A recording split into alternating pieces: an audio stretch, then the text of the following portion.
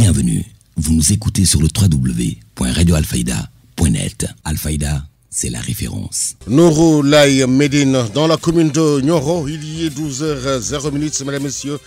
Merci de la confiance renouvelée à la radio Alfayda pour vous informer. Vous avez fait le bon choix. Si vous nous rejoignez dans l'actualité de ce jeudi 22 mai 2025, nous sommes ensemble pour une demi-heure d'information sur Alfayda FM. C'est l'heure du journal. Voici le sommaire. Baisse des prix. Les populations de Nioro n'ont toujours pas senti les efforts consentis par le gouvernement du Sénégal pour diminuer les prix des denrées de première nécessité. Nous nous rendrons à Nioro pour y retrouver notre correspondant Seydina Alioune Keïta. Gestion du foncier au Sénégal. Le projet Sensouf a choisi la commune de Tchombi comme village pilote dans l'élaboration du plan d'occupation et d'affectation des sols. Nous serons à Tchombi dans ces 12 heures. Dialogue national, le facilitateur général Cheikh Gueye s'est rendu à Touba après les visites de Medina Baye, Ndiassane et Thiénaba. Il a été reçu par le Khalif général Serigne Mountakha Mbacké. L'insécurité, une question multiforme aujourd'hui face aux risques et autres réalités auxquelles la communauté est confrontée à Kaolack. Dans certains quartiers comme Sing Sing et Kabotoki, des cas récurrents de vols et d'agressions troublent la quiétude des populations. Nous serons au tribunal de grande instance de Kaolack. Sur l'international, l'AGOA à la merci de la politique de Donald Trump. L'accord commercial entre les États-Unis et l'Afrique bénéficie à des milliers de produits africains, mais pour combien de temps? Et puis sport, finale Ligue Europa, Pape Matar Sarr dans l'histoire. Il devient le premier Sénégalais à remporter la Ligue Europa. C'était hier face à Man United. La revue des quotidiens, dernière note de ce journal. Mesdames et messieurs, gardez votre confort d'écoute. Le développement, c'est juste après ceci. Le journal Serigne Moussa Kane. Qui vous dit bonjour à Nioro. Récemment, le service du commerce départemental a publié les nouveaux prix applicables sur le marché, mais le panier de la ménagère s'ouvre. Les détails, c'est dans ce reportage de Seydina Alioune Keïta. S'il y a une situation qui hante le sommeil des responsables de famille dans le département de Nioro, c'est bien la cherté de la vie. Les femmes en souffrent énormément. La vie coûte cher, les nouveaux prix n'impactent rien sur le panier de la ménagère et les populations souffrent. Il n'y a aucun changement. Ce vieux retrouvé dans la boutique ne cache point son désarroi et interpelle l'État du Sénégal. Nous vivons une situation difficile à cause de la cherté des denrées alimentaires. Toutefois, nous demandons l'État à redoubler d'efforts pour diminuer les prix.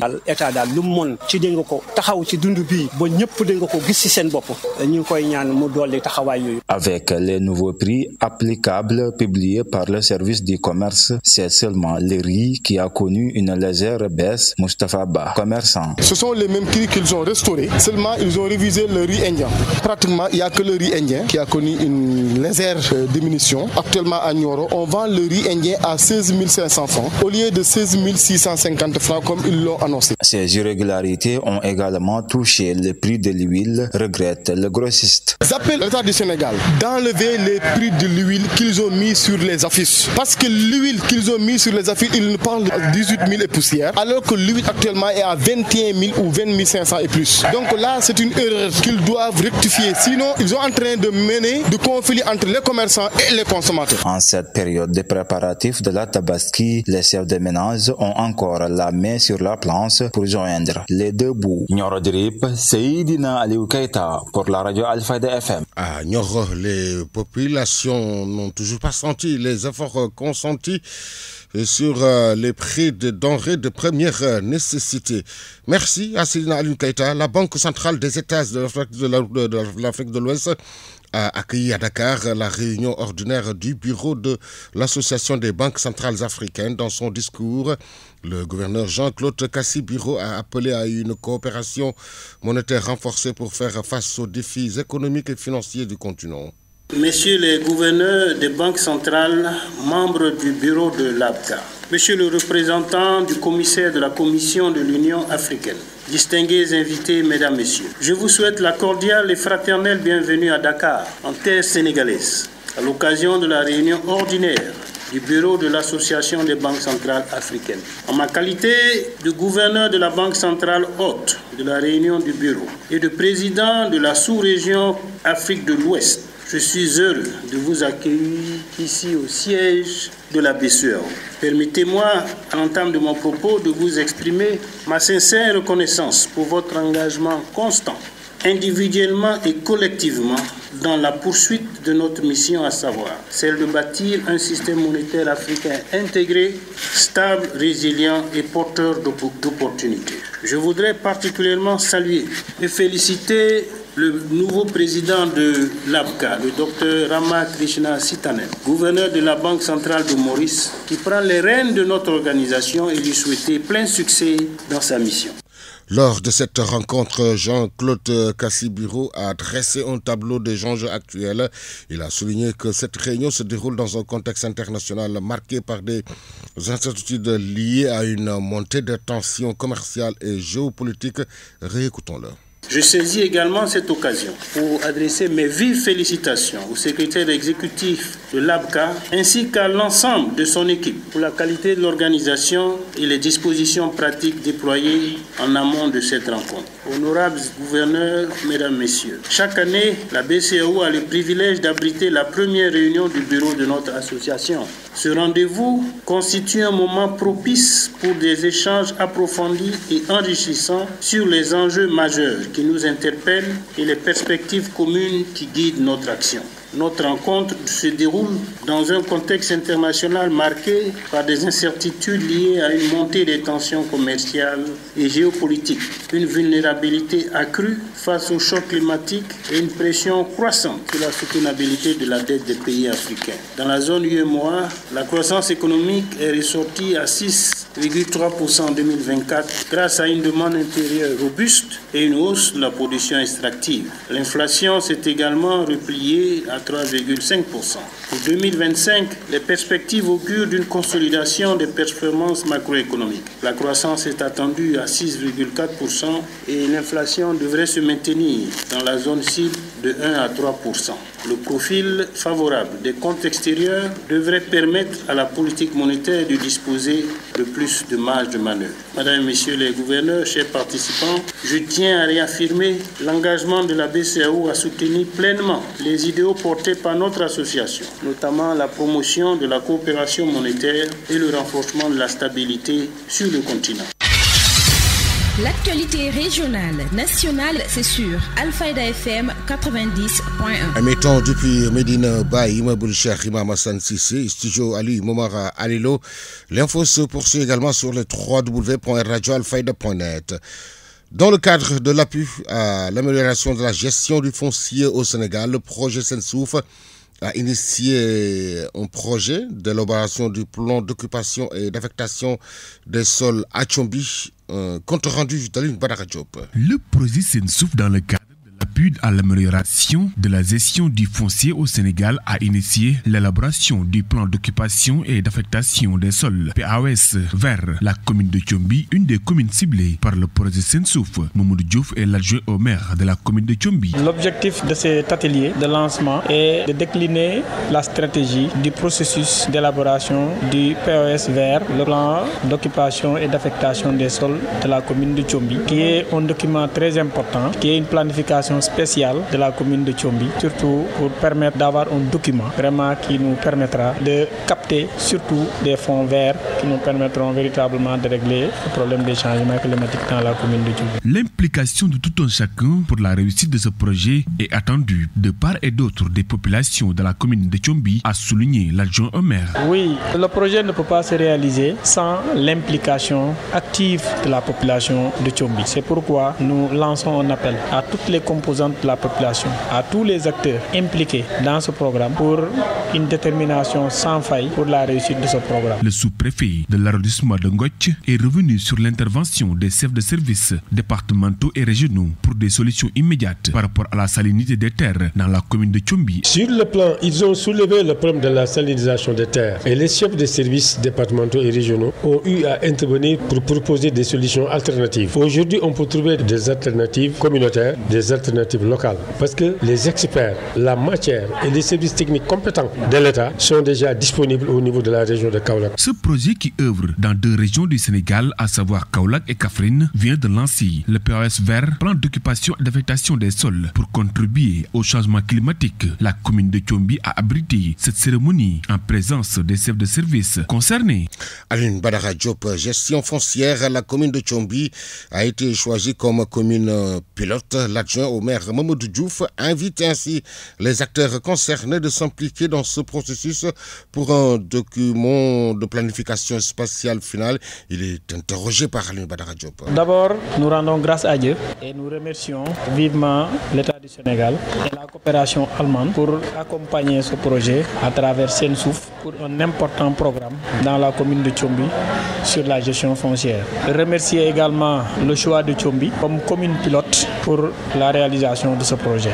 Le projet, c'est pour la commune. Le projet, c'est pour les populations. Et sans les populations, le projet ne peut pas aboutir. C'est pourquoi l'implication de tous les acteurs, à savoir les conseillers municipaux, à savoir les chefs de village, les organisations communautaires de base, et j'en passe. Tout le monde est invité à prendre part activement à ce processus pour avoir un document de planification spatiale de la commune de Tchombi. J'invite également les services techniques qui sont là pour nous, qui sont prêts à nous accompagner, les services techniques départementaux et régionaux, et également l'autorité administrative pour appuyer dans la réussite de ce plan. Je pense que si tous les acteurs sont impliqués, nous aurons un document de très bonne qualité. Oui, la salinité des terres est un problème dans la commune de Tchombi. C'est pourquoi ce projet vient à son heure, parce que nous avons une frange maritime du bras du Saloum là, qui fait un certain nombre de kilomètres, où l'avancée de la mer et le problème de la salinisation des terres pose problème. Et je pense qu'avec la réalisation de ce plan, cela permettra aux bailleurs, cela permettra aux partenaires techniques et financiers de pouvoir trouver des solutions, les voies et moyens, ou bien les activités à mener pour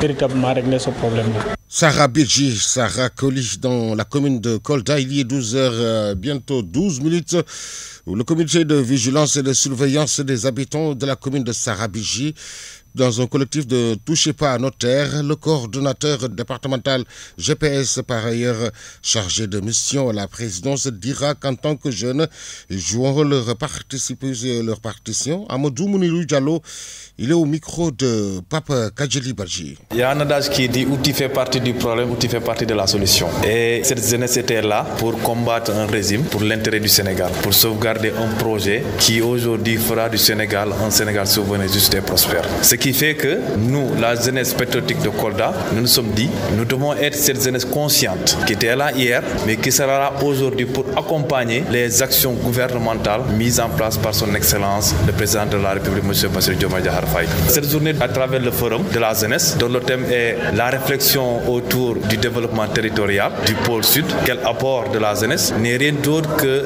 d'impliquer davantage cette jeunesse coldoise aux actions gouvernementales. Faire connaître à cette jeunesse que nous ne sommes plus cette jeunesse qu'on utilisait hier, mais nous sommes cette jeunesse aujourd'hui qui sera la crème du développement du Sénégal, en particulier le développement du pôle sud, à travers notamment l'agropôle sud. C'est dans ce contexte que la JPS de Kolda s'est réunie pour convoquer toute la jeunesse coldoise et également convoquer l'ensemble des forces vives de Pastef Kolda autour de cet essentiel. La JPS de Kolda a mis en place la nouvelle orientation de sa politique. Nous allons accompagner les initiatives et les projets du président. Et au niveau de l'agenda Vision Sénégal 2050, il y a un des axes qui parle du capital humain. À Kolda, comme l'ensemble des autres régions également, nous avons une population majoritairement jeune. Une jeune qui est consciente, une jeune qui est prête à travailler, une jeune qui est prête également à développer son terroir. Nous, pour le premier axe, la JPS s'est dit, on va se lancer au niveau du capital humain. Former les jeunes, les aider à se formaliser, les aider également dans le financement. Au niveau du premier point, c'est-à-dire la formation, nous allons axer pas seulement sur des formations fictives, non, mais c'est des formations d'avenir, de l'heure, qui vont permettre à ces jeunes-là d'acquérir des compétences nécessaires et professionnelles également, dont à la fin de leur cursus, qu'ils pourront être opérationnels. Également, accompagner ces jeunes-là qui ont des projets. La jeunesse patriote du Sénégal de Kolda apporte sa contribution dans l'agenda de transformation Vision 2050. Cette dernière avait organisé un panel de réflexion autour du développement pôle territoire, plus recommandations parmi lesquelles les modalités de mise en œuvre de pôle territoire Kolda étant une zone agro-silvopastorale. Dr Sekou Oumar Djedjou, directeur de la promotion et du développement territorial. Nous sommes venus répondre à l'appel de la JPS départementale de Kolda pour co-animer un panel sur les pôles territoires et le développement des territoires. Nous sommes très ravis d'être là, à répondre à l'appel de la JPS, mais aussi de tous les responsables de PASTEF Kolda qui sont avec nous pour vraiment relancer les activités du parti et animer PASTEF Kolda. Nous avons discuté notamment sur les modalités de mise en œuvre des pôles territoires en insistant sur le pôle site. Aussi, nous avons évoqué des questions relatives aux potentialités de la région naturelle de la Casamance et aussi de la région de Kolda. Comme vous le savez, c'est une zone agro-silvopastorale qui regorge d'énormes potentialités, notamment sur le domaine du bétail, mais aussi de l'agriculture. Kolda est la région première producteur de fognon, de mil et d'arachide. On a discuté de toutes les potentialités de la région en termes de ressources en eau, mais aussi en termes de potentialités agricoles et surtout c'est une zone écotouristique. On a parlé aussi du tourisme et des autres potentialités de la région. En termes d'emploi, nous avons prévu de booster l'employabilité et l'emploi des jeunes en mettant en place des projets structurants, notamment en implantant des unités agroalimentaires. Nous allons mettre en place des petites unités agroalimentaires pour pouvoir booster l'économie locale, notamment engendrer tout ce qui est développement territorial. En cela que la région va gagner, notamment donc le département de Kolda et les autres départements Vélingara et Médina Yoro Foulah. Nous portons le plaidoyer au niveau national pour qu'on puisse terminer notamment à l'université de Kolda. Comme vous le savez, on a un centre aujourd'hui universitaire, mais tous les intellectuels de Kolda, mais aussi le parti, se bat pour que ce centre soit érigé en une université. Mais aussi, on est en train de batailler ferme pour l'achèvement de l'aéroport de Kolda. Et rassurez-vous, avec l'érection des pôles territoires, ces deux projets phares de la région seront bientôt achevés. Gestion foncière, élaboration du plan d'occupation et d'affectation des sols.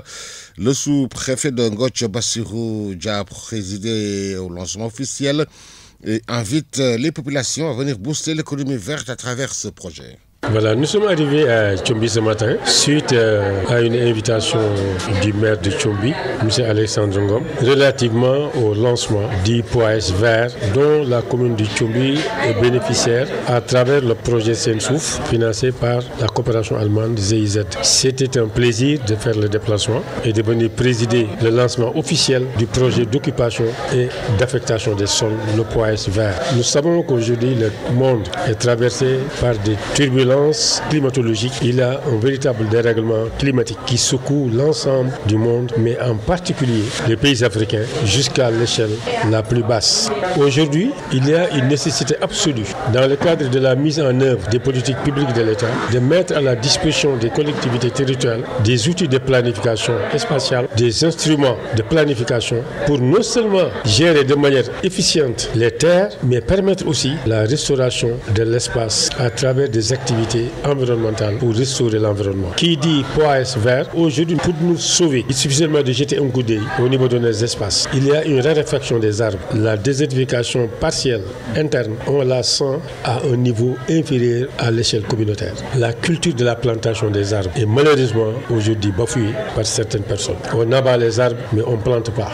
Et pour éviter ce genre de situation, nous avons eu la chance dans les 10 communes sélectionnées au niveau de la région de Kaffrine et de Kaolack, nous avons eu la chance d'être parmi les communes qui sont sélectionnées. Et au-delà même de cela, nous sommes une commune pilote pour tester le projet POAS vert. Et nous avons eu à l'endroit des populations leur lancer un appel fort pour leur demander de s'impliquer et convoquer l'ensemble des acteurs communautaires avec l'accompagnement des services techniques régionaux et départementaux, avec l'ensemble des personnes de ressources, des experts locaux et des experts au niveau des villes pour essayer de booster l'économie verte à travers des projets POAS vert. Donc, rendez-vous nous saurait être plus important que les déplacements que nous avons effectués aujourd'hui à Tchombi, des instruments, des mécanismes de développement communautaire.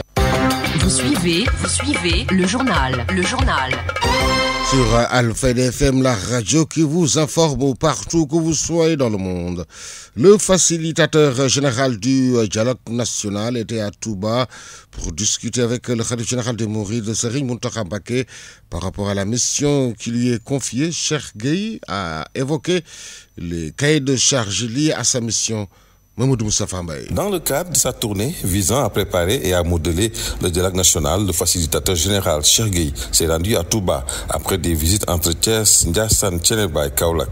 Il a rencontré le khalife général des Mourides à qui il a expliqué sa mission. Je suis arrivé à Touba donc pour rencontrer Cheikh Mouhamadoul Mountakha, qui est donc une référence pour tous les musulmans au Sénégal, mais tous les citoyens en général, bénéficie d'une très grande légitimité religieuse et sociale, mais surtout un grand faiseur de paix. Et donc il était normal qu'après ma nomination comme facilitateur général du dialogue politique et à la veille de ces assises, que je vienne lui présenter les termes de référence de ce dialogue, que je vienne également lui expliquer les enjeux et les finalités d'un tel dialogue, en sachant que lui, comme tous ses frères khalifes généraux, ne cesse d'œuvrer pour la réconciliation des Sénégalais, pour la stabilité de notre nation, mais surtout pour que les acteurs politiques assainissent le jeu politique, assainissent les mœurs politiques et les pratiques politiques. Cheikh Gueye de confier qu'une telle initiative pourrait marquer un tournant décisif dans la consolidation de la stabilité politique au Sénégal. Mamadou Moustapha Mbaye, Touba, Alfayda FM. Vous nous recevez sur les www.radioalfayda.net. Mamadou Moustapha Mbaye. 100 ans d'histoire célébrée, le village de Diofior dans la région de Fatick a marqué cette année son centenaire, bien que son histoire remonte au XIVe siècle avec Nongo Nyan, un des compagnons du roi Maïssa Wali John. Écoutons le maire Youssou John. Si on fait un centenaire, ça a un sens. Le premier sens, c'est faire en sorte que les jeunes actuels puissent connaître leurs ancêtres, les valeurs ancestrales. Parce que, comme le disait Senghor, il faut s'enraciner dans ces valeurs et après s'ouvrir. Mais actuellement, qu'est-ce que les gens font qui sont extravertis parce qu'ils n'ont même pas le temps d'apprendre leurs valeurs culturelles. Ils sont sur le téléphone, sur le net. Finalement, ils apprennent beaucoup plus ce qui se passe à l'extérieur. Et c'est les mauvaises mœurs d'ailleurs qu'ils apprennent. Avant, un CRR avait des valeurs ancestrales. Par exemple, il avait le djom, le moun. Quand il disait des choses et après ça ne se passait pas ici, il se suicidait tout de suite. Donc il a eu peur de dire des mensonges ou bien de faire du djoublan ou autre chose. Il ne voulait pas. Vraiment, il était exemplaire. Et c'est ces valeurs-là qu'il faut revenir. En plus, il y a la discipline qu'il faut faire. Un peuple ne peut pas se développer sans culture, sans discipline. Comme disait Senghor, c'est au début et à la fin de tout développement de la culture. On va être donc visible et là, on pourra vendre tous nos projets. Et les projets qu'on va vendre, c'est d'abord la santé, avoir donc un bon centre de santé de nouveau pourquoi pas un hôpital. Au niveau de l'éducation, on peut avoir un centre de formation supérieure et même pourquoi pas avoir au niveau centre même ou bien ailleurs des métiers sur le pétrole, sur autre chose, pourquoi pas. On peut même avoir une IFR de Sine Saloum pour s'ouvrir à Diofior parce qu'on est un peu excentré là par rapport à Fatick. Mais sur le plan aussi économique, nous on a une zone économique spéciale. Donc la vision c'est vraiment que Diofior puisse être une métropole mais aussi industrielle où les jeunes pourront travailler sur place sans sortir, freiner même l'exode vers Dakar ou vers les villes ou même pourquoi pas vers l'Europe. Faire de Diofior une métropole, c'est à l'instant le maire Youssou John. Maison des éleveurs de Kolda, Mamadou Baldé a été élu à la tête de la structure. Il était en assemblée générale mardi dernier à Vélingara dans les locaux du service de l'élevage. Il est interrogé par Babacar Diouf. Même interprofessionnel, de faire une alternance apaisée. Ça, c'est une alternance apaisée. Ça, vraiment, je le félicite. Je sais que l'enjeu, il est important, il est énorme. Lui-même, il le disait, l'élevage doit être une élevage de chaîne de valeur. Donc ça, c'est un enjeu. L'autre enjeu, pour faire de l'élevage, on ne peut pas le faire dans l'espace, on le fait sur la terre. Donc on a besoin de foncier. Pour que le foncier, là, nous, on puisse plaider ça, il faut qu'on maîtrise toutes les lois qui touchent le foncier. Le code pastoral, le code forestier, la loi d'orientation agro-pastorale sur laquelle les gens sont en train de travailler. Il faut qu'il y ait une capacité de gens à pouvoir non seulement tirer leur organisation, mais tous les métiers qui touchent à l'élevage, être à la hauteur de l'attente des mandats. Parce que nous sommes aussi des élus, donc les élus là, il faut leur rendre service. Vous suivez le journal. Sur Radio Alfayda à Kaola. Si vous nous rejoignez dans l'actualité de ce jeudi 22 mai 2025, l'info se poursuit sur la référence.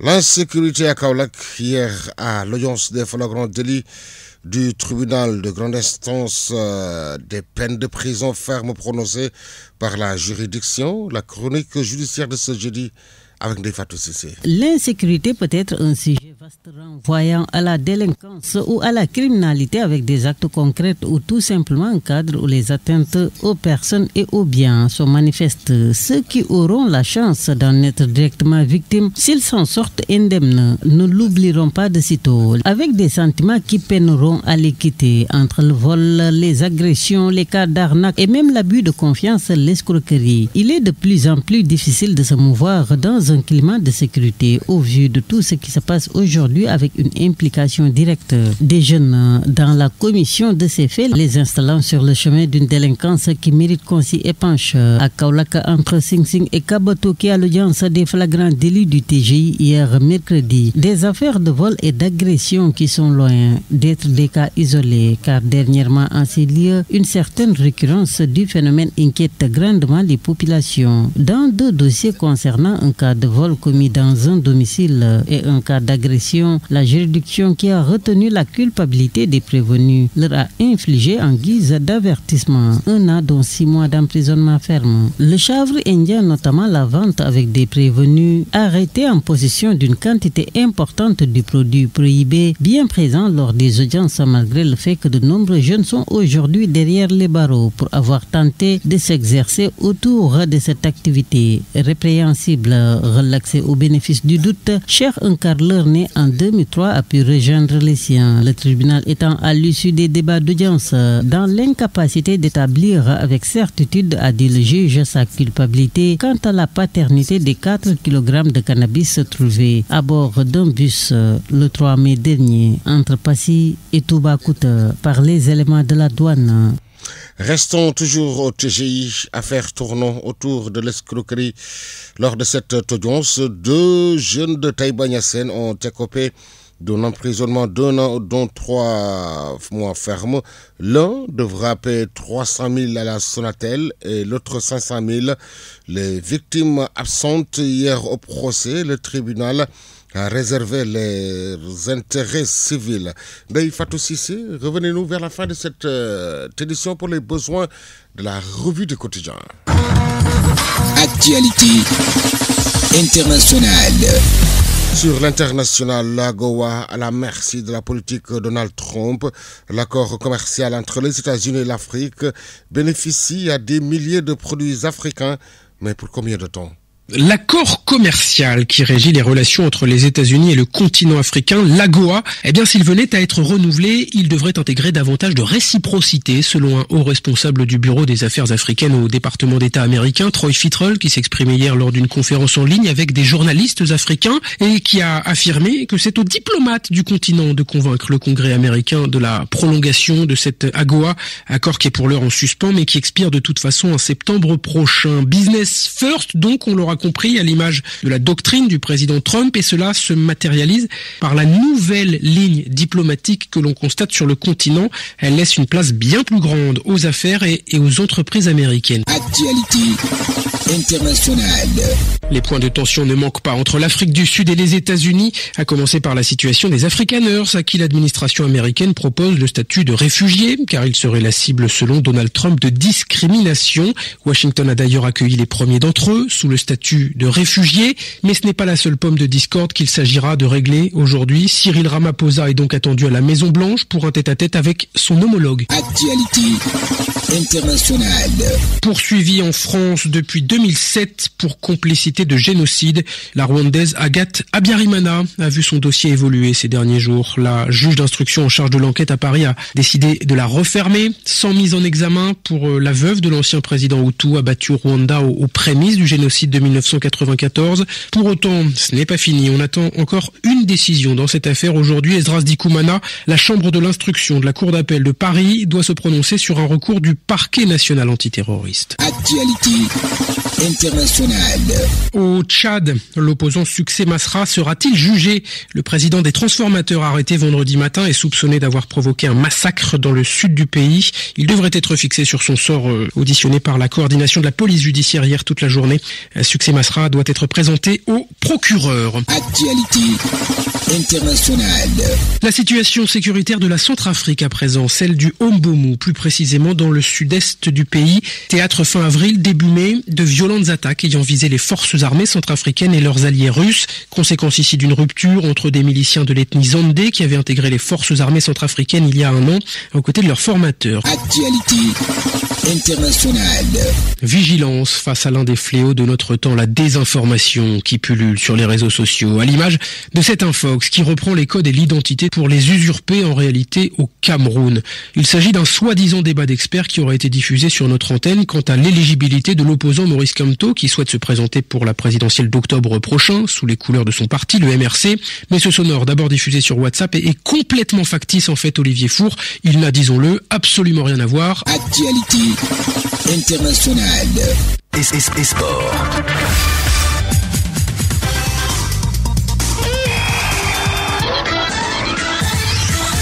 Une page sportive que nous ouvrons avec la finale de la Ligue Europa jouée hier. Tottenham remporte la Ligue Europa. Explosion de joie du côté des Spurs après cette victoire sur la plus petite des marges au terme d'une seconde période où ils auront passé leur temps à défendre, résistant à United au forceps. Premier titre depuis 2008 pour les Londoniens qui obtiennent leur ticket pour la Ligue des Champions. En France, barrage Ligue 1, Ligue 2, barrage aller, Metz et Reims ont fait match nul, un but partout. En Arabie Saoudite, la 33e journée Saudi Pro, Al Nasr bat Khalij 2 buts à 0, Al Khouloud bat Al Fayah 2 buts à 0, Al Werda et Al Hilal ont fait match nul, un but partout. Ce soir, la suite, Al-Ukhot joue Al-Raïd à 16h05. Damakesse reçoit Al-Fatih à 16h15. Al-Akhli FC joue Al-Etifar à 18h. Retour chez nous pour parler de la 24e journée de la Ligue 1. Hier, le Casasport a battu le Diamant de Fatick 1 but à 0. Jaraf battu par US Gorée 1 but à 0. Ce soir, Guédiawaye Football Club joue Walidan. Dakar Sacré-Cœur joue Génération Foot. Pour la Ligue 2, Stade Mourabat Niamour de Louga 3 buts à 0. Amitié FC bat Étoile Lusitana 3 buts à 1. L'Étoile Rouge de Belgrade a souffert plus que prévu, mais les partenaires de Sheriff Ndiaye ont remporté la Coupe de Serbie en battant Vojvodine 3 buts à 0 ce mercredi. Tournoi IFOA A, l'équipe nationale féminine du Sénégal, double tenante du titre, compte profiter du tournoi IFOA en Mauritanie pour préparer la CAN 2025 prévue au Maroc dans un peu plus d'un mois. Le Sénégal joue la Guinée ce soir. Pour terminer, le Comité national de gestion de la lutte CNG a décidé de suspendre temporairement le lutteur Zarko de l'écurie Grand Yoff Molo de toute activité liée à la lutte. Cette décision intervient en attendant sa comparution devant la commission règlement et discipline CRD de l'instance dirigeante à la suite d'un incident survenu en Côte d'Ivoire. C'en est tout pour cette page sportive. La revue de presse. L'Obs Pop place le soleil sur le quotidien Walf le matin. 12h32, la presse du jour, lue et parcourue en 2014 par Ndeye Fatou Cissé. Dialogue national du 28 mai consacré au système politique. Le chef de l'État le veut inclusif. Le titre barre la une du quotidien national Le Soleil. En conseil des ministres écrit la publication, le président Bassirou Diomaye Faye a lancé un vibrant appel à tous les acteurs politiques et à l'ensemble des forces vives de la nation pour une participation inclusive. Macky Sall notamment en ce qui concerne sa participation. On discute avec la société civile. 10 points actu. Haute cour de justice, Sophie Gladima en prison. Moustapha Diop croise les doigts. Bar à sa une lasse. Reddition des comptes, tous les fonds du dossier, écrit le journal Le Quotidien, qui mentionne que Sophie Gladima a été envoyée en prison pour un marché d'1 milliard. L'ancienne ministre des Mines et de la Géologie est poursuivie pour détournement de deniers publics. Escroquerie portant sur les deniers publics. blanchiment de capitaux et complicité présumée dans le cadre de la gestion de fonds force Covid-19 du Sud Quotidien. Peine de mort, homosexualité, la tribune à sa une ce matin s'interroge en se demandant si l'Assemblée nationale refuse-t-elle de suivre la volonté du peuple. Affaire Azoura Fall, Réumi Quotidien renseigne ce matin que le parquet écarte la folie et ordonne une expertise. Le parquet qui dans cette affaire de discours contraire aux bonnes mœurs a requis 10 Vox Populi 6 mois dont 3 mois d'emprisonnement ferme contre Azoura Fall et Kairé 220, annonçant que le verdict sera donné le 4 juin prochain. Tabaski 2025, un gap de 400 000 moutons à combler, annonce ce matin Wolf Quotidien. Moins de 50% du besoin disponible, renchérit l'AS. Et puis Direct News dans le secteur de l'agriculture et pointant du doigt le défaut des stockages d'oignons et de pommes de terre, se demande ce matin s'il y a, je cite, un pilote dans l'avion. Accord de financement 40 milliards de francs CFA sur le marché financier de l'UEMOA, 1,311 milliards de la Banque islamique de développement, écrit le quotidien Yor. Et puis le journal qui, entre autres sujets, s'intéresse à la récurrence des cas de féminicide au Sénégal, de noter, je cite, quand le foyer devient un mouroir pour la femme. C'est la fin de cette édition. Merci à Kodou Sek Keneme qui a assuré la partie technique. La rédaction en chef a été assurée par Nefatou Sissé. Et devant ce micro, Serigne Moussa Kane. L'info revient dans moins de 25 minutes. Ce soir en Wolof avec Maria Mava. Tout de suite le rappel de ce qui a fait l'essentiel de ce 12 heures. Baisse des prix à Nioro, les populations n'ont toujours pas senti les efforts consentis par le gouvernement du Sénégal pour diminuer les prix de denrées de première nécessité. Nous nous sommes rendus à Nioro avec notre correspondant Sedina Aline Keita. Gestion du foncier au Sénégal, le projet Sensouf a choisi la commune de Tchombi comme commune pilote dans l'élaboration du plan d'occupation et d'affectation des sols. Nous nous sommes rendus à Tchombi au courant de ces 12 heures. Dialogue national, le facilitateur général Cheikh Gueye s'est rendu à Touba. Après les visites de Medina Baye, Yassane Tchenaba, il a été reçu par Serigne Mountakha Mbacké. L'insécurité, une question multiforme aujourd'hui face aux risques et autres réalités auxquelles la communauté est confrontée à Kaolack. Dans certains quartiers comme Sing Sing et Kabotoki, des cas récurrents de vols et d'agressions troublent la quiétude des populations. Nous nous sommes rendus au tribunal d'une grande instance de Kaolack. Sur l'international, la Gowa à la merci de la politique de Donald Trump. L'accord commercial entre les États-Unis et l'Afrique bénéficie à des milliers de produits africains pour combien de temps? Et puis sport final, Ligue Europa, Pape Matar Sarr dans l'histoire. Il devient le premier Sénégalais à remporter la Ligue Europa. C'était hier face à United. La revue du quotidien a mis un terme à ce 12 heures. Mesdames et messieurs, merci de nous avoir accueillis dans l'intimité de chez vous. Le journal Serigne Moussa Kane.